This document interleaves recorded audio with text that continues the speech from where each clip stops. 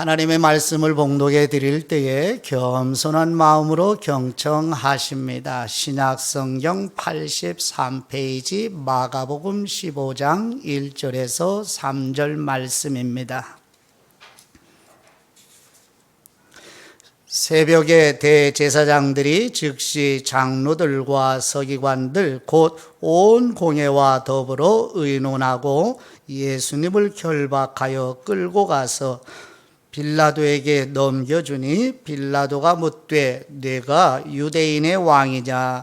예수님께서 대답하여 이르시되 내 말이 옳도다 하시매 대제사장들이 여러 가지로 고발하는지라. 아멘. 오늘 주시는 말씀 안에서 아버지와 예수 그리스도와 성령님의 심정을 느껴보게 하옵소서 하는 제목 아래서 같이 나눕니다. 마가복음 15장 1절 말씀, 새벽에, 이 새벽은 고난주간 금요일 새벽입니다. 새벽에 예수님에게 어떤 일이 겪어지는지 보시죠. 대제사장들이 즉시 장로들과 서기관들을 그룹을 모아서 그 다음 설명하죠. 온 공회와 더불어 의논하고, 공회는 사내들인 공회입니다. 당시의 최고 의결기관이었어요. 그 공회에서 예수님은 사형에 해당한다고 결의를 하고, 이어서 예수님을 결박하여 끌고 가서 예수님 결박, 옛 우리 언어로 말하면 포승줄로 묶어서 끌고 간다는 얘기죠. 빌라도에게. 왜요? 빌라도에게 사형 집행권이 있습니다. 로마의 지배 아래에 있기 때문에. 근데 잠깐요. 예수님은 하나님의 아들이십니다. 그럼 하나님이십니다. 그러면 전능한 능력이 있으십니다. 근데 악인들에 의하여 끌려가고 계십니다. 끌려오신 예수님이 이제 빌라도에 의해서 신문을 받아요. 사내들인 공회에서 제출한 예수님의 고발 내용을 토대로 해서 빌라도가 조사를 하고 이제 검토를 해서 신문을 하기 시작해요. 첫 번째 질문, 많은 질문들이 있었겠으나 성경에 기록된 것은 마가복음 15장 2절 말씀, 빌라도가 묻되 네가 유대인의 왕이냐라고 신문을 해요. 그랬더니 예수님의 대답이 내 말이 옳도다 하고 왕이라고 선언을 하십니다. 그랬으면 끝나나요? 아니에요. 3절 말씀, 대제사장들이 여러 가지로 고발하는지라. 아멘. 세상은 포기할 줄을 몰라요. 한 가지로 증명이 됐으면 거기서 끝나야 되는데 또 대제사장들이 여러 가지로 고발을 해요. 근거가 있어요? 고발 내용에. 그리스도에게 속하지 않은 빌라도가 봐도 근거가 없어요. 그런데도 악인들은 계속 고발을 합니다. 이것이 세상이에요. 성경이 말하는. 그 세상에서 저와 여러분이 그리스도에 속한 사람으로 살고 있고 우리 자녀들이 이런 악한 세상에서 살고 있는 것입니다. 지난주 말씀을 한번 떠올려 보실까요? 예수님이 빌라도 앞에 끌려오기 전까지 목요일 저녁에 겟세마네에서 기도하시는 내용을 중심으로 해서 예수님의 공생의 시작부터 십자가에서 숨지기 전까지 기도로 일관되게 살아오신 모습을 성령님의 조명을 받았습니다.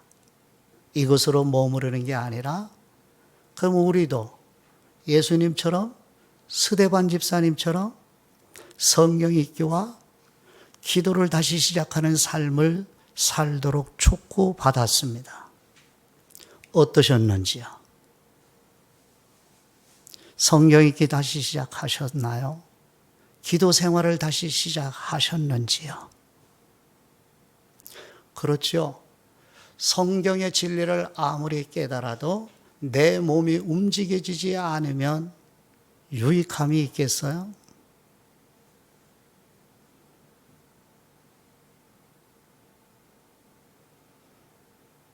그래서 오늘은 그럼에도 불구하고 다시 말씀으로 강복해 주시는 세계로 들어가 봅니다.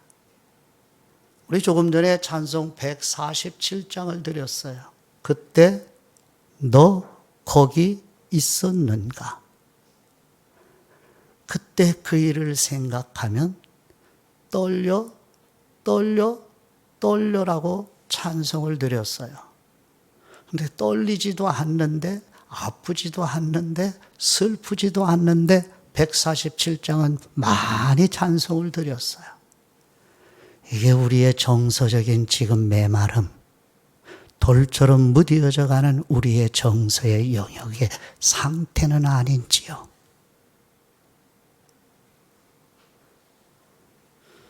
그래서 오늘은 그리스도와 연합한 그리스도인으로서 예수님의 고난의 여정을 하나님이 우리에게 선물로 주신 정서로 한번 느껴보게 하시는, 하나님 이것 좀 느껴보게 하옵소서, 이 간청의 기도를 드리는 마음으로 한번 같이 살펴봅니다. 근데 찬송 147장을 드렸는데 그때 거기 너 있었는가? 그때가 언제예요? 2000년 전. 그럼 2000년 전에 예수님이 골고다에서, 아니 거기까지 수많은 고난의 여정을 걸어가시는 그때 우리가 거기 있으려면 상상의 세계로 날아가는 거예요? 아닙니다. 그때 거기를 갈 수 있는 사람은 딱 한정돼 있어요. 누구만? 거듭난 그리스도인만요. 그런 성경의 근거를 같이 살펴볼까요? 사도 바울이 성령님의 영감을 받아 로마 교회 성도들에게 보내는 로마서 6장 3절 말씀입니다. 신약성경 247페이지입니다. 로마서 6장 3절 말씀, 무릇 그리스도 예수님과 합하여 연합입니다. 세례를 받은 우리는 누구예요? 그리스도인입니다. 그분의 죽으심, 누구의 죽으심이에요? 그리스도의 죽으심과 합하여 연합하여 세례를 받은 줄을 알지 못하느냐? 그리스도인은 이 진리를 안다는 거예요. 그리스도인이라면, 즉 다시 말씀드리면 거듭난 사람은 그리스도인이에요. 그리스도인은 그리스도와 연합이 된 사람이에요. 거듭나는 일이 일어날 때 성령님께서 그리스도와 연합을 시켜주시는 일이 일어난 사람이 바로 그리스도인입니다. 그래서 그리스도인은 그리스도에게 속한 사람이죠. 그래서 그리스도인은 로마서 8장 1절, 누구든지 그리스도 예수님 안에 있는 사람에게는 결코 정잠이 없느니라. 아멘. 그리스도인은 그리스도 안에 있는 사람입니다.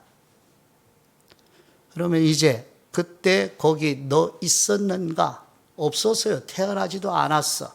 근데 영적인 진리로 이런 일이 일어난 사람만이 이제 2000년 전에 예수 그리스도 안에서 그리스도가 겪었던 일들을 우리의 정서를 사용하여서 느껴볼 수 있는 기회를 얻은 사람들입니다. 성령님의 영감하면 그리스도인은 2000년 전에 그리스도와 함께 골고다에서 죽은 사람입니다. 그게 로마서 6장 3절 말씀이에요.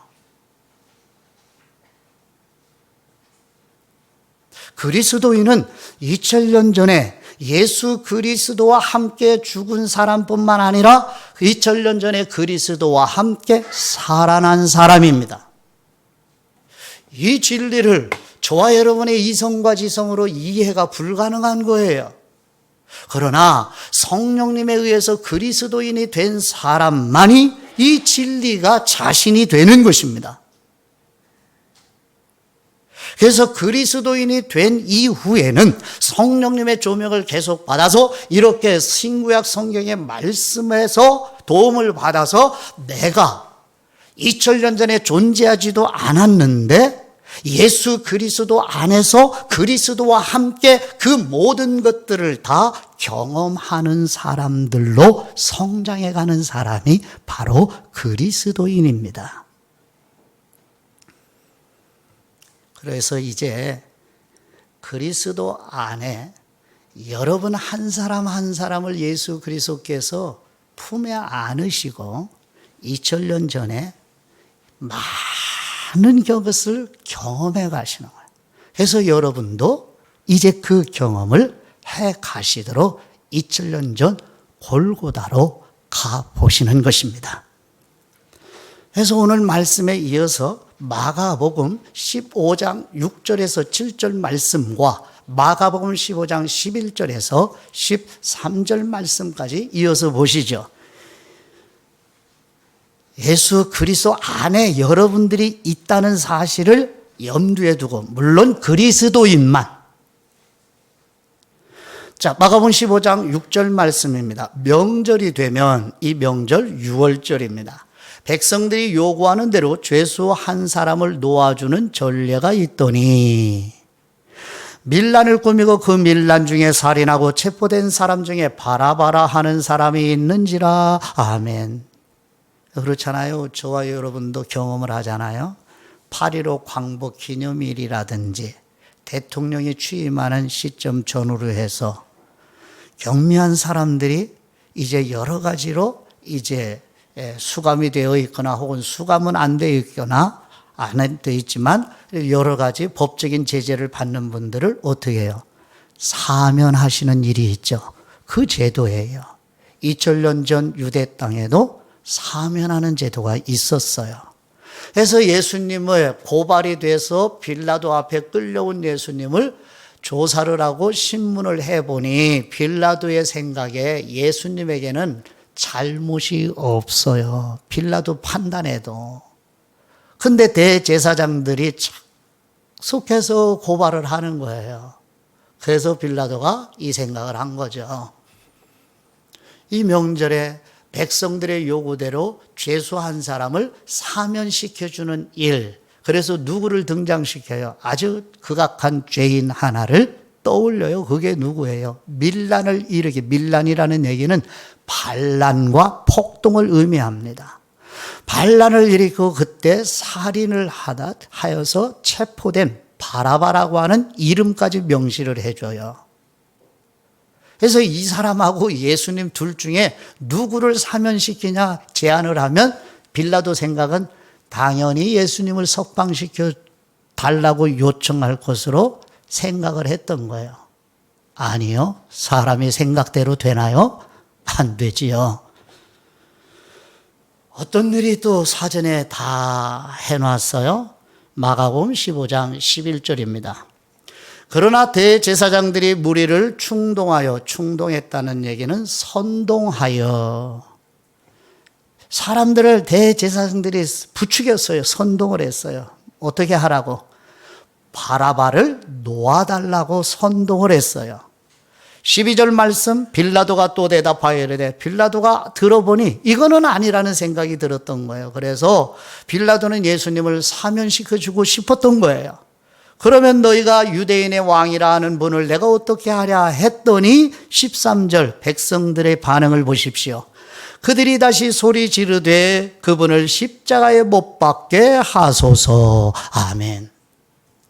어떤 느낌이 드십니다? 여러분이 지금 이 광장에서 백성들이 광분하여서 대제사장들의 사주를 받아 선동을 받아서 광분의 미치광이처럼 옳고 그름을 분별하지 못하고 분위기에 의해서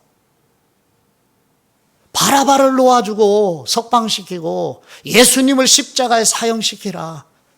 이 군중들이 어때요? 이 백성들이. 이 당시에 우리는 태어나지 않았으니까 저와 여러분은 상관이 없는 일이에요. 흔히 그렇게 고백을 하잖아요. 인간의 죄 때문에 예수님이 죽으셨다고요. 그러면 이렇게 황분하여서 옳고 그름이 무엇인지 모르고, 여러분 보세요. 백성들이 숫자가 다수이죠. 지금 악한 사람, 그리스도 박해 있는 사람, 빌라도 한 사람만이 지금 예수님을 사면시켜주고 싶은 거예요. 근데 나머지 다수가 다 예수님을 십자가 사형시키라는 거예요. 1인 독재도 옳지 않아요. 그러면 다수의 의견과 생각도 진리가 아니라는 사실이 보여지십니까? 인간 사회의 진리가 어디 있어요? 1인 독재에 폐해가 더 심하기 때문에 다수의 의견과 다수의 기준의 생각들을 가지고 취해서 국가를 운영하고 있는데, 다수라고 해서 옳은 진리입니까? 직장에서, 가정에서, 사회에서, 나아가 예배 공동체 안에서도 다수가 다 진리인가요?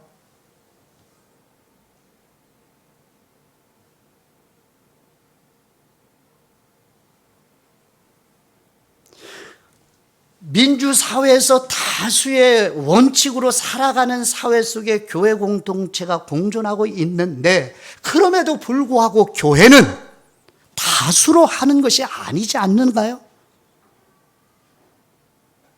진리 편에 설 수 있어야 하지 않아요? 근데 어떻게 살아가고 있죠, 우리? 다수면 다 옳은 거죠. 다수면 다 괜찮은 거죠. 근데 지금 상황을 보십시오.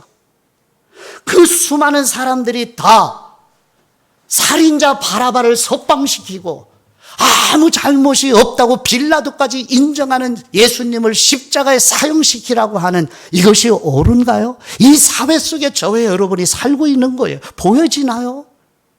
여러분, 이 상황 속에서, 이 세상에서 오고 가는 인류 속에서 가장 부당한 대우를 받으신 분이 누구예요?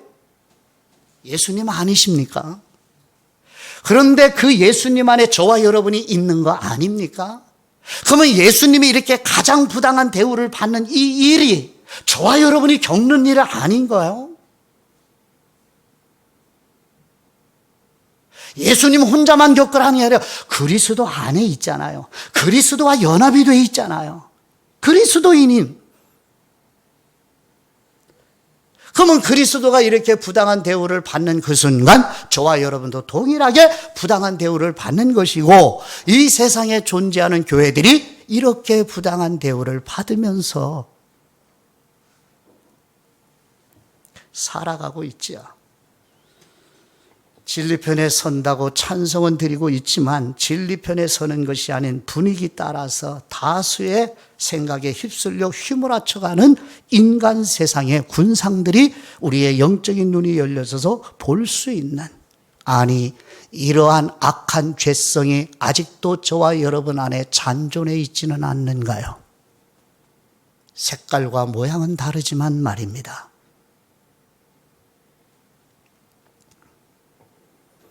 조금 더 깊이 여러분의 정서를 좀 살려서 성령님의 도우시는 은혜로 한번 그리스도 안에서 겪어보실까요? 마가복음 15장 16절에서 20절까지의 말씀입니다. 이제 정서를 이제 많이 염두에 두고 살려내시는 도우심을 간청하면서 가십니다. 마가복음 15장 16절 말씀, 군인들이 예수님을 끌고 가시죠? 끌고 가지요. 가시는 게 아니라 끌려가시는 거고 끌고 가고 있죠, 군인들이. 브라이도리온이라는 뜰 안으로 들어가서 온 군대를 모으고 무슨 일을 하는지 보시죠. 17절 말씀, 예수님에게 자색옷을 입히고, 자색옷을 입히려면 입고 계신 옷을 어떻게 해야 돼요? 벗겨야죠. 그리고 뒷부분에 가면 또다시 자색옷을 벗기고 원래 옷으로 또 입히죠. 이 얘기는 뭐예요? 여러분, 그리스도 안에서 지금 옷을 벗기는 걸 여러분이 경험을 하시라는 거죠. 그럼 부끄러움과 수치가 드러나는 거잖아요. 창피함이잖아요. 그럼 예수 그리스도 안에 있는 여러분들도 이걸 다 부끄러움과 수치가 드러나는 걸 겪으시는 거죠. 그때 기분이 어떠신지. 그 다음에요. 가시관을 엮어서 씌우죠. 군인들이 가시관을 엮어서 머리에 씌우면 예수님의 두피에 가시가 박혀 들어가죠.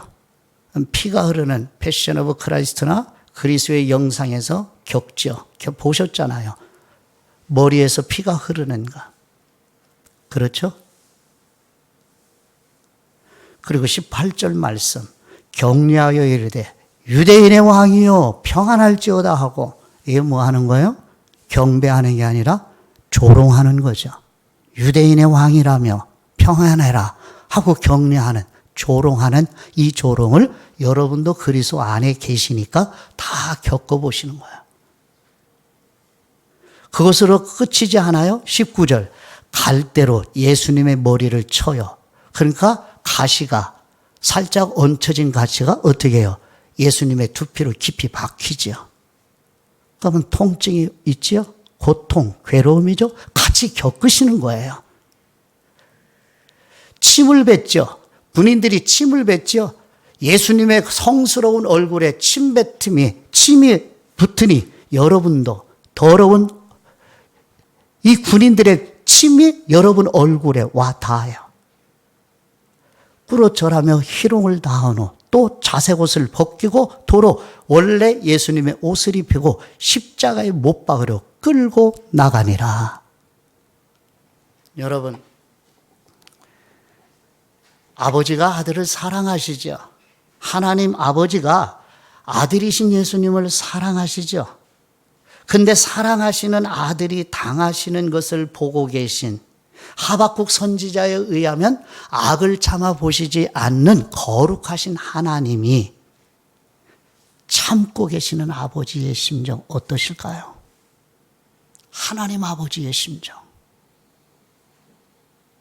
악을 참아 보실 수 없는 그 거룩하신 하나님이 이 악인들이 예수님을 끌고 다니며 이렇게 조롱과 희롱을 다 쏟아내며 이것을 바라보시는 하늘 아버지의 심정이 어떠셨을까요?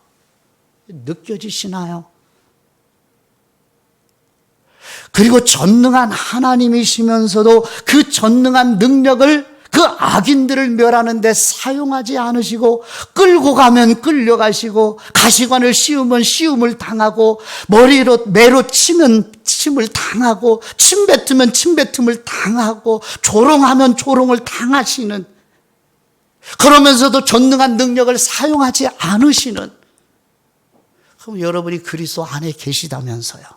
2000년 전에 예수 그리스도 안에 계셔요. 여러분 질문에 안 생겨요? 묻고 싶지 않아요?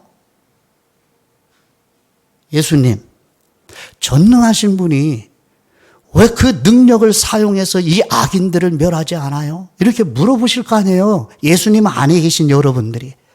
그럼 예수님이 여러분에게 무엇이라고 대답하시나요? 사랑하는 아들아, 너를 위해서 참는 거란다. 사랑하는 딸아, 너를 위해서 내가 참는 거야. 내 능력을 사용하지 않는 거야. 너를 위해서. 라고 말씀하시지 않으셨나요?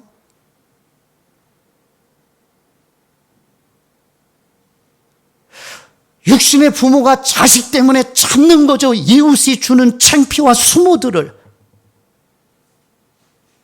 그 이상에 비교할 수 없는 하나님의 아들 예수님이 이 모든 것들을 참으시는 이유, 거듭난 그리스도인 한 사람 한 사람 때문이라는 거죠. 하늘의 아버지도 그걸 참아 기다리고 계시고, 뿐만이 아니죠. 하늘의 천사장이 1000만 군대를 모으고 하나님의 명만 떨어지기를 기다리면서 이 세상에서 아들이 이 온갖 수모와 조롱을 겪고 있는 그것을 지켜보고 있는 천사들이 겪는 고통,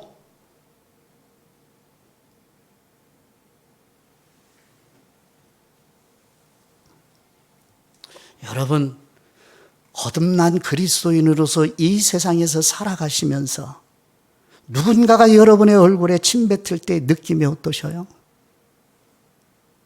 뭘 상식하게 상식 없이 침 뱉는 일은 없지만 따가운 시선으로 침을 뱉고 거친 말투로 침을 뱉고 무례한 삶으로 침을 뱉고 이때 느낌이 어떠셨어요?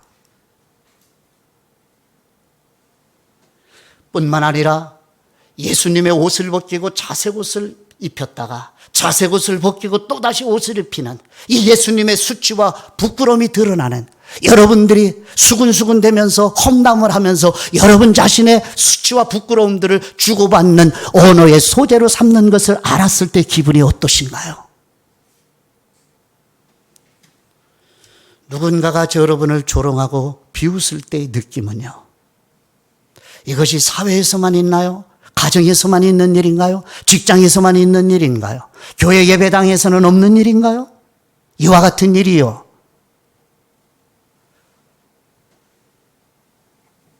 저와 여러분이 간혹 예배당 안에서 겪고 있는 일 아니던가요? 예수님께서 목요일 저녁부터 기도하시며 은30에 가룟 유다가 팔고 그래서 체포되어 끌려가시며 밤새 신문받고 새벽에 끌려가시고 이런 조롱과 모욕을 받으시면서 영적으로 소진되죠. 정서적으로 많이 소진되죠. 체력도 많이 소진되죠. 예수님이 골고다로 십자가를 지고 가면서 갑자기 쓰러지십니다. 관습에 의하면 법적으로 죄수는 자기 십자가를 지고 십자가 처형장까지 가야만 하는 법이었습니다. 근데 예수님이 쓰러져 옆에서 이것을 끌고 가던 군인들이 보니 더 이상 예수님이 나무 십자가를 지고 갈 힘이 없음을 알게 되죠. 나무 십자가가 넉넉히 20kg 정도 된다고 그래요. 20kg 쌀 한 포예요. 무거워요, 가벼워요? 그렇죠? 청년 예수. 근데 20kg를 못 지고 가요. 근데 왜 쓰러져요? 전능한 능력을 발휘하면 그쯤 거뜬히 지고 가실 텐데 쓰러진 그 자리에서도 전능한 능력을 사용하시지 않는,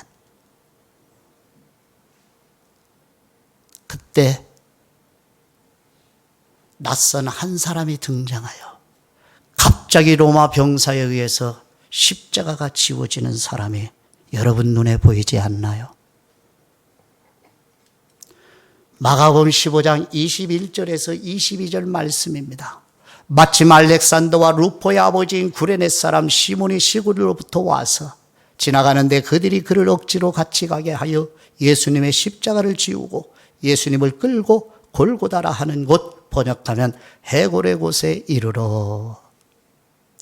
아멘. 해골의 곳. 이 산이 마치 사람의 두개골 모양이라고 해서 해골의 곳이라는 별명이 붙었고요. 그 해골이 원문으로 골고다입니다.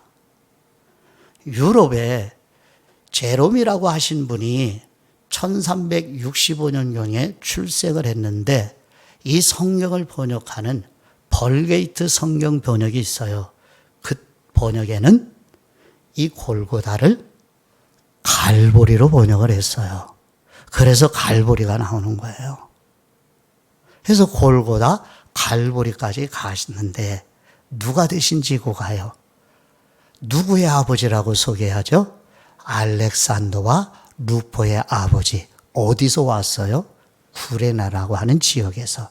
이 구레네는 오늘날의 리비아의 수도인 트리폴리라는 도시입니다. 근데 성경은 당시에 2000년 전이니까 시골로 번역을 했어요. 근데 이름이 시몬이에요. 여러분, 십자가는 저주의 상징이죠. 사도 바울이 성령님의 영감을 받아 갈라디아서에 말씀하고 구약 성경에도 십자가는 나무를 저주라고 그래요. 상징이죠. 부끄러움이죠. 그러면 십자가를 지고 간다는 얘기는 이 저주받은 사람들의 시선이 따갑게 오는 거죠. 부끄러움의 상징이에요.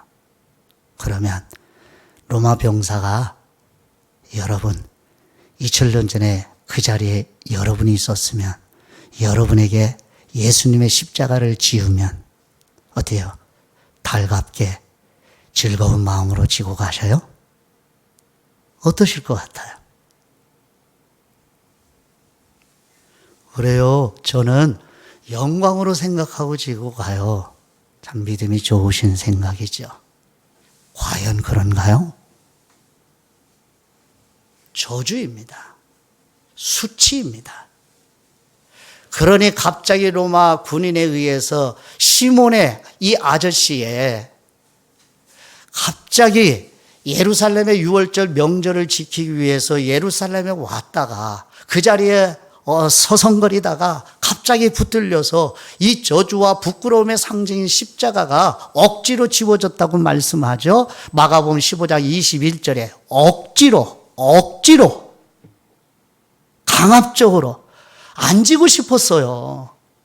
시몬도요. 왜? 저주와 부끄러움이니까요. 그래서 꺼렸어요. 그러면 뭐가 없다고 생각해요? 한 글자.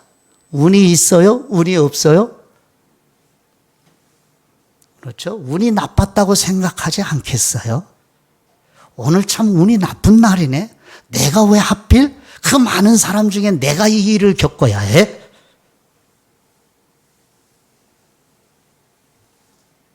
성도 여러분, 여러분은 억지로라도 십자가를 접은 경험이 있으신가요?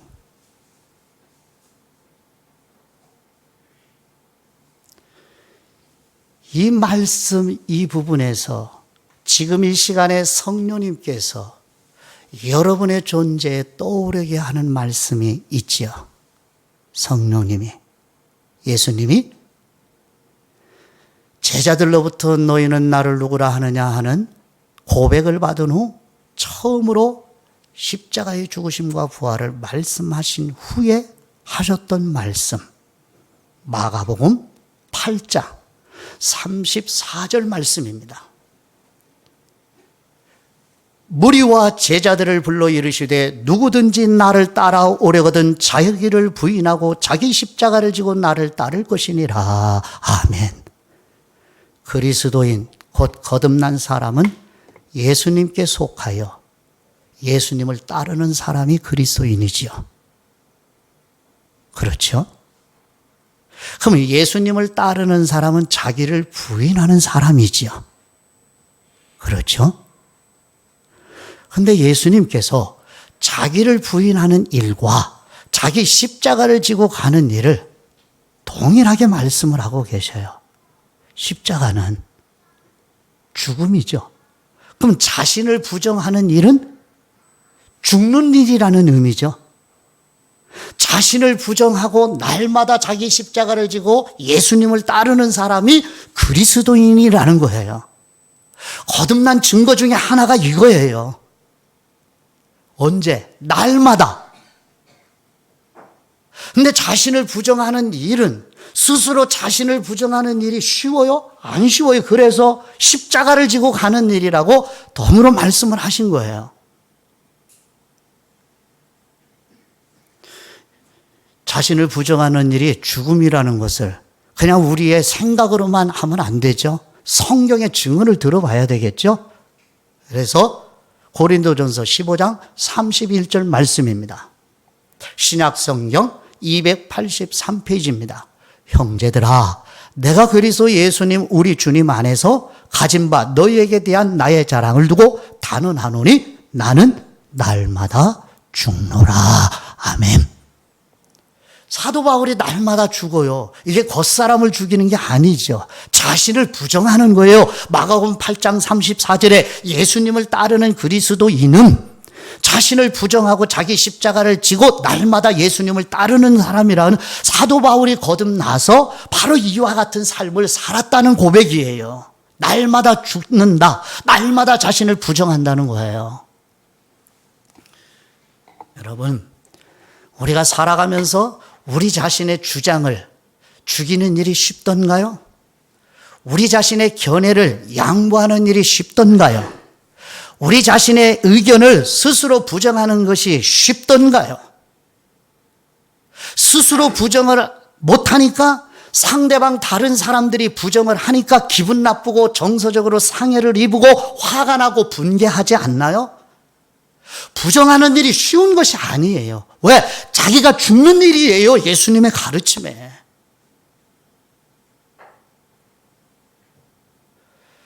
설명을 조금 드려볼까요? 사도 바울이 거듭나는 은혜를 입어서 이제 유대인들과 이방인들에게 그리스도의 복음의 생명의 말씀을 증언하며 그 그리스도의 복음 안에 교회를 섬기고 세워가는 사명을 감당할 때에 사도 바울이 복음을 증언할 때 사람들이 다 환영하였나요? 아니지요. 거절했죠. 외면했죠. 거절과 외면과 저항이 있었죠. 이것으로 끝나나요? 돌로 수없이 맞았죠. 39대의 매를 5번씩이나 맞았다고 고백을 하죠. 그러면 사도 바울이 거듭나기 전에 가지고 있었던 옛사람의 힘이 무엇이에요? 빌립보서 3장에서 고백해주고 있죠. 나는 히브리인 중에 히브리인이다. 유대인이라는 뜻이죠. 이 힘을 쓰면 유대인들에게 박해를 안 받죠. 근데 써요, 안 써요? 안 써요. 왜? 예수님을 따르는 거듭난 그리스도인이기 때문에요. 그리고 자신의 십자가를 지고 가는 거예요. 베냐민 지파죠? 베냐민 지파는 누구예요? 사울 왕 초대 이스라엘 왕족 출신이에요. 그걸 써요, 안 써요? 안 써요. 이 명함을 안 내놓는다고요, 사도 바울은. 할례를 받았어요. 할례 받았다는 스펙도 내놓지를 않아요.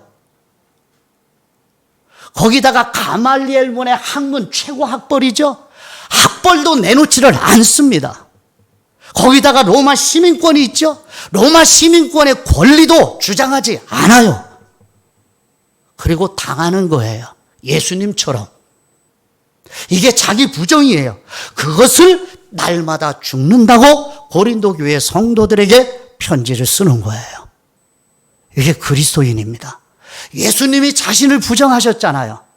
그렇잖아요. 누구 때문에? 저와 여러분 때문에. 우리를 품에 안으시고 예수님 자신이 부정해서 자신이 가지고 있는 전능한 능력을 사용하지 않으셨어요. 그 예수님을 따르는 사도 바울도 자신이 박해를 받을 때, 핍박을 받을 때, 조롱받을 때, 거절당할 때, 저항받을 때 바울이 가지고 있는 옛사람이 가지고 있는 힘을 사용하지 않아요. 자기 십자가를 져요. 그리고 예수님을 따라요. 이게 거듭났다는 증거예요. 이게 그리스도인이라는 삶의 열매예요. 그러면 예수님 믿어서 좋은 일이 뭐야? 좋은 일이 무엇입니까? 라고 반문하고 싶으시죠. 이렇게 억지로 십자가를 치면, 아니, 억지로 아니고 차원에서 즐거운 마음으로 어떻게 십자가를 지고 가요, 여러분? 죽는 길인데 예수님도 정말 즐거워서 기쁨과 감사함으로 그 골고다의 길을 걸어가셨나요? 웃을 시간이 없어요, 예수님. 행복하고 평안할 시간이 없으셨잖아요.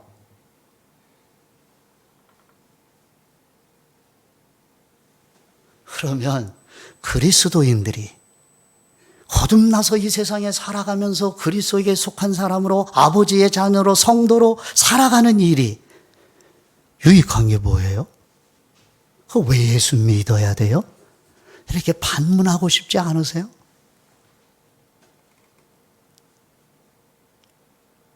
우리 생각이 아니라 성경의 증언을 다시 들어볼까요? 마지막으로 로마서 16장 13절입니다. 사도 바울이 로마의 교회 그리스도인들에게 서신을 쓰면서 마지막 인사말입니다. 로마서 16장 13절 말씀 신약성경 262페이지입니다. 주님 안에서 택하심을 입은 루포 만났죠. 어디에서? 마가복음 15장 앞에서 살펴봤죠. 알렉산더와 루포의 아버지 시몬, 구레네 사람 시몬. 루포와 그의 어머니에게 문안하라. 그의 어머니는 곧 내 어머니니라. 아멘.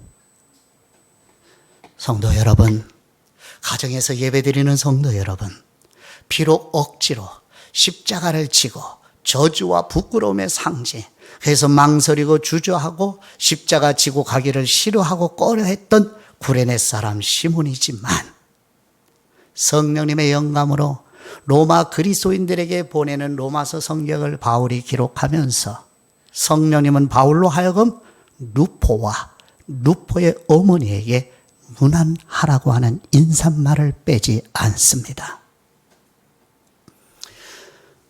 어때요? 잊을 수 없죠. 구레네에서 온 이 시몬의 인생에서 억지로 로마 군인들의 강압에 의해서 부끄러움의 상징인 십자가를 졌던 경험을 시몬의 인생에서 어떻게 잊을게요? 가정으로 돌아가서 가족들에게 이야기하지 않았을까요? 알렉산더 루포 자녀들에게 말하지 않았을까요? 예수 그리스도께서 십자가에 매달려 숨지시기 전에 아버지여 저 사람들을 용서하소서, 저들이 하는 일을 알지 못하나이다. 아버지여 내 영혼을 아버지께 부탁하나이다. 이 소리를 들었던 구레네 사람 시몬, 집에 가서 두 아들과 가족에게 말하지 않았을까요? 이것이 바로 복음의 증인의 삶 아닌가요? 아버지로부터 예수 그리스도의 이야기를 들었던 루포 알렉산더. 성경에 로마서 16장 13절에는 알렉산더의 이름이 등장하지 않죠. 그럼 루포만 뭐라고 그래요? 주님 안에서 택함을 입은 사람. 그럼 루포만인가요? 그럼 알렉산더는 구원 못 받았나요? 이름이 없으니까? 그래서 우리의 추론과 추측으로 단정 지으면 안 되죠. 그래서 믿음의 선배들이 이 본문을 해석하기 위하여 역사적 자료를 이제 다 참고해서 결론을 맺어 우리에게 전해줍니다. 루포와 알렉산더는 로마에 있는 교회와 초대교회의 중심적인 지도자 역할을 했다고 전해줍니다. 무엇 때문에요? 아버지 시몬이 억지로 예수님의 십자가를 지고 골고다까지 간 삶의 기회, 복음을 가족에게 증언할 기회를 얻게 되고 구레네 시몬 본인 자신도 예수 그리스도를 묵상하게 되고 성령님의 도우심으로 구레네 시몬 역시 그리스도인이 되었다는 역사의 증거입니다. 성도 여러분, 우리는 겉사람이 있기 때문에 항상 기쁘고 즐거울 수만은 없어요. 그리고 우리가 겪는 상황과 여건으로 억지로 근무하고 억지로 출근하고 억지로 학교 가는 경우도 많잖아요. 그렇잖아요? 억지로 학교를 다녔기 때문에 지금 여러분이 있는 거 아니에요? 그러면 어떠세요? 억지로라도 자녀들 양육해야죠. 억지로라도 성경을 차근차근 읽고 배우는 기회를 가져야죠. 억지로라도 예배당에 예배 드림이 있으셔야겠죠. 억지로라도 섬김의 삶이 되어야 되겠죠. 억지로라도 기도의 공간 속에 자신을 데려다 놓는 삶이 있어야 되겠지요. 그러면 성령 하나님께서 구레네 시몬 가족에게 베풀어 주셨던 은혜와 하나님 아버지의 평안을 세상이 주는 평안이 아닌 그리스도가 주시는 평안으로 인도하셨던 것처럼 여러분과 여러분의 자녀들을 인도해 주시지 않으실까요? 동일한 하나님이신데요. 그러면 이제 우리도 성령님께서 구레네 시몬 아저씨처럼 그리고 사도 바울처럼 자신을 부정하는 죽음 곧 우리 각자의 십자가를 매일 지고 기쁨과 감사로 믿음의 순례의 길을 끝까지 걸어갈 수 있지 않으십니까? 이제 다시 시작하시는 성도님들이 되시기를 축복합니다. 아버지께 기도드립니다.